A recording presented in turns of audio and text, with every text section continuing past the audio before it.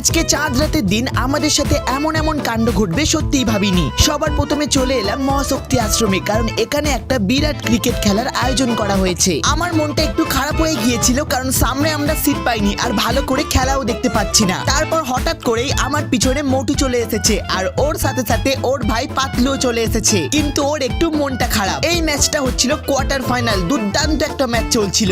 এক বলে মাত্র 2 রান বাকি ছিল আর আমি কিন্তু ছিলাম ওই সাদা জার্সির সাপোর্টে। দেখা যাক কি হয়। এক বলে মাত্র 2 রান বাকি, আরে ভাই 4 মেরে দিয়েছে। আমার ভাগ্যটা সম্পূর্ণ খারাপ গাইস, কি ভাবলাম আর কি হয়ে গেল। এরই মাঝে আমরা চলে এলাম আমাদের এখানকার ফেমাস হালিম দোকানে, নিয়ে নিলাম একটা টিকিট। আর এই টিকিটটা না দেখালে হালিম দেবেই না। আর এইখানে আমাদের হালিম রেডি করা হচ্ছিল, তো ফাইনালি হাতে হালিম চলেই এলো। তো চলো এবার খেয়ে দেখি কেমন খেতে। না গাইস, এটা খেতে ভাই সত্যি দুর্দান্ত, যেমনটা ভেবেছিলাম তার থেকে অনেক গুণ ভালো ছিল। তো চলো আজকে আমরা হালিম খেয়ে ব্লগটা শেষ করি। দেখা হচ্ছে ঈদের ব্লগে, টাটা।